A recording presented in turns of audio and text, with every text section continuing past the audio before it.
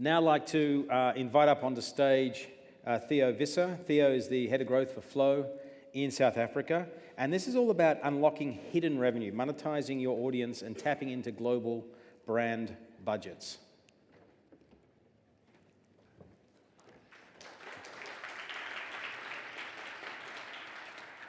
Hey everybody.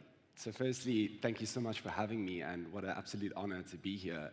It's been such a cool conference and really cool getting to know some of you guys in the breaks and the events, so thanks so much.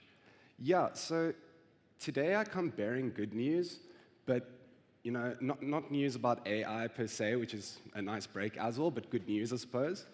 And the truth is that there's this sort of this locked up revenue opportunity that most portals have, and it lies in your audiences and in your data. It's quite intuitive, but I'm going to make an example of how another industry has really maximized the revenue of their audiences very well, and kind of show how property portals can do something very similar. And ultimately, the truth is, and the good news is that big brands want your data.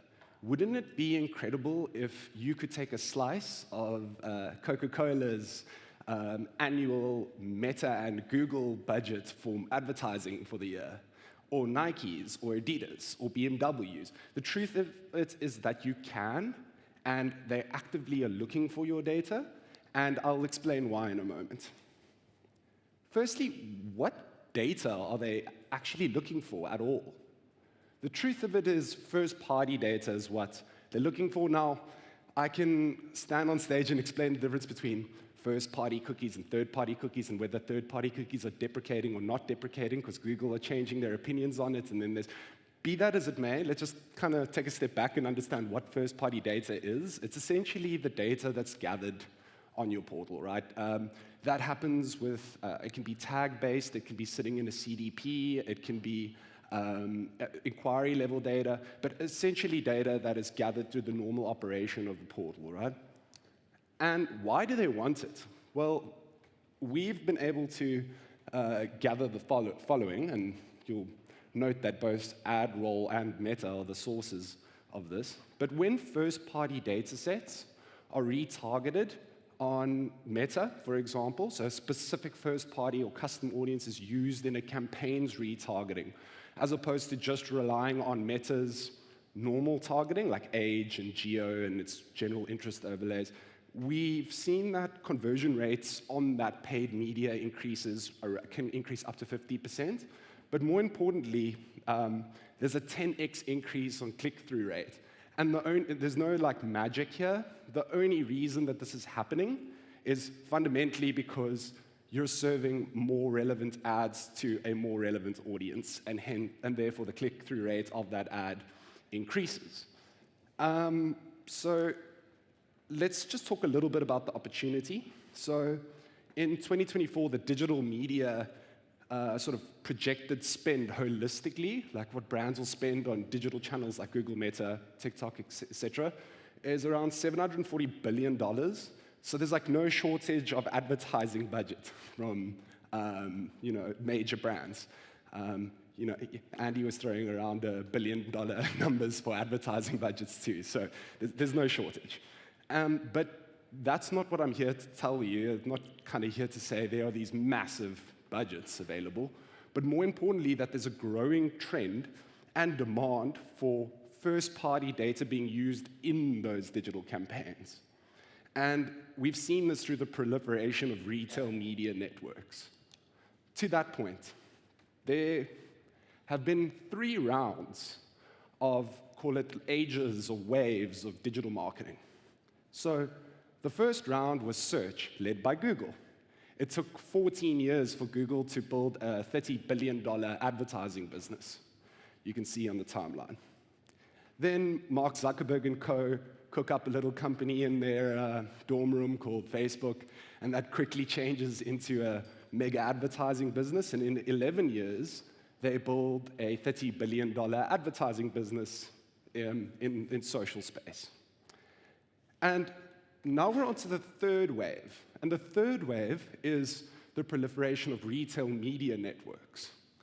And this is led by companies like Amazon and Walmart, for example. But in just 5 years, the retail media networks have managed to build a $30 billion company. So you can see the pace at which they've been able to secure such a massive business. And the reason for it is because of the data that the retailers hold and are using in the retargeting of their advertising products. And just to highlight it even more, retail media is not a sort of thing that is a side hustle,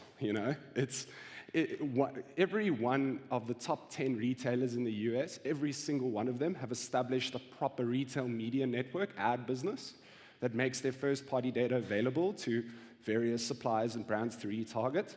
And in 2024, 1 in every 5 digital dollars spent on advertising will be spent and dispensed through retail media channels. That's massive.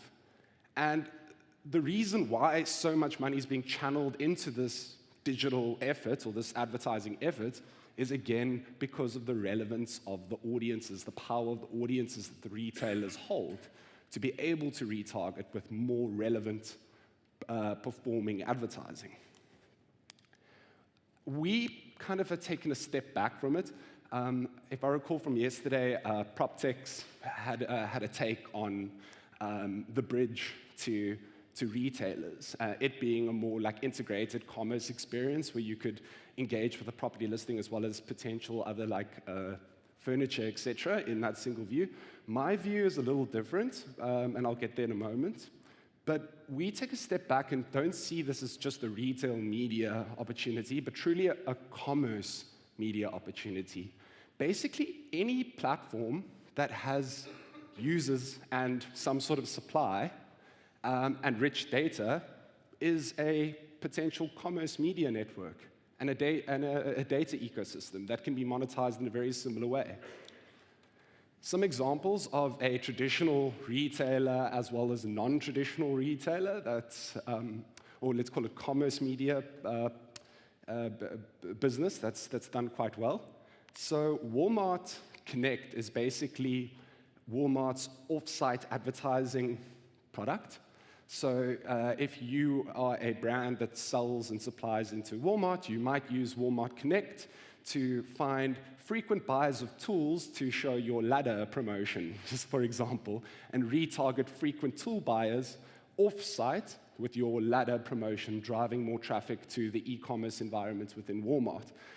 In 2022, they generated $2.7 billion in this advertising business alone. An example of someone who's not a retailer that's also managed to monetize their audiences through a retargeting effort is Uber. So Uber in 2024 is projected to generate $1 billion in ad revenue. But really interestingly, since bringing in this in-app advertising product, which is essentially retargeting people based on audience segments that Uber is holding data on, of course, where you eat, where you ride, et cetera, they've managed to hit the first profitable quarter in nearly 15 years, and a major contribution to this was fundamentally this retail media, commerce media play that they've made available. And I think the next question is which brands are interested in property data? What the hell does this have to do with property portals, And just an example locally in South Africa, what we've managed to do is we've managed to see a massive demand for people engaging with properties to buy and rent. So why? When you're in the process of moving, I don't know if you guys have done it before, I did it quite recently, went from Joburg to Cape Town, for those that know South Africa. Your wallet is really wide open for a bunch of stuff. I ended up changing my insurer. I ended up getting a bunch of new furniture. I ended up throwing out clothes and buying new clothes. It's just a moment in time that your wallet's very wide open. And we've managed to take property buying, renting audiences and match it to brands like these. So it's not always obvious. For example, Audi, considered a premium vehicle, they're looking for audiences that have a certain level of affordability. How better to segment audiences by affordability other than the price points of the properties that they're engaged with? You hold that data. People are changing properties because change in lifestyle. Kids on the way need an extra room. Probably need to also get rid of that SLK Merc and get a soccer mom van. So these transactions are linked, and you can really, using your property data, create audience packages that are super relevant to many other brands. Another example is an internet service provider that have seen a lot of success with these audiences, because when you move, you change your internet, right? Because you have a new coverage. So retargeting people that engaged with properties in a 180-day window is super relevant for internet advertising, and we saw great performance there too. Another key component to making this all married together is understanding the media buying sort of landscape. So of course you have, sort of to the right of the screen, media buying agencies that represent the largest brands, and they are mandated to go and buy media and advertising for these brands. And there's a very strong mandate for them to go secure first-party data sets that make sense for what their brand is trying to target, essentially. So we've also found a way to create an infrastructure where it's super seamless for media buying agencies to tap into audiences, and a massive revenue share opportunity for the audience supplier, i.e. the portal. And it's obviously within a framework of rules of who you want your audiences to be used by versus not, et cetera, et cetera. So I don't really get what we're waiting for. I say give them what they want. Like, these guys desperately need to refine their targeting. You're sitting on really rich data. You're not competing with BMW or Audi or an internet service provider unless it's like a side hustle. So why not tap into those marketing budgets, make your audiences available, and get involved in the revenue share on that side of things? And to me, portals are the next media giants, because specifically property portals, it's the number one sort of transaction. It's the highest asset class. It's true value. And if you were to segment people by affordability, I mean, Meta doesn't know how much you earn. They don't have your bank account details. But if you had a first-party data set of people that would engage with properties between $1 million and $3 million, or rentals between $10,000 and $20,000, that's a very specific segment that is relevant to very specific products, which will have a better click-through rate, et cetera, et cetera. So how can you do it? Well, we see the monetization of audiences happening in two ways, fundamentally. Firstly, how do you do it with adjacent brands? Well, I've kind of leaned into it quite a bit. Adjacent brands, just to be clear, are non-property industry kind of brands, people that aren't agencies or anything like that. I did a poll before this, and it seems that half of the audience in that poll, or the respondents, said that they have been monetizing their data to non-property industry players, while the other half says they have not yet. So there's certainly opportunity. But essentially, curate packages of your audiences based on how they can be segmented, and make it super appealing for large industries. So whether you're segmenting by price points or whether you're segmenting based on the types of properties that your users are engaged with, you can create really sexy packages for retargeting. And that's essentially, those advertising budgets already exist, so you just kind of get included. And then another way to do it for your core advertisers is to monetize your audiences through an off-site ad extension product, right? So that would be a premium listing equivalent on your portal that comes packaged with a maybe social media and Google extension, that when clicked on drives traffic back to your portal. This is a really nice way to say, well, retarget high-intent property buyers that have engaged with properties between $1 million and $2 million in the last 30 days on Meta, and get them to click through to your listing back on portal. That's another method. Fundamentally, the way we do this in closing, though, is we take the portal audiences, essentially. It goes through a sort of data clean room. The data gets anonymized. This is all in a, of course, regulatory compliant way. And it goes into our system where we can activate or monetize those audiences to the two different use cases. One, activating an off-site ad extension product for core clients, or two, making data available in a secure data marketplace where media buying agencies and brands are able to order segments of your audience packages there and transact and get those audience sets into their ad accounts where they can then be retracted. And this way you start introducing yourself as a line item into those media budgets. And from my side, just an absolute thank you and open for questions.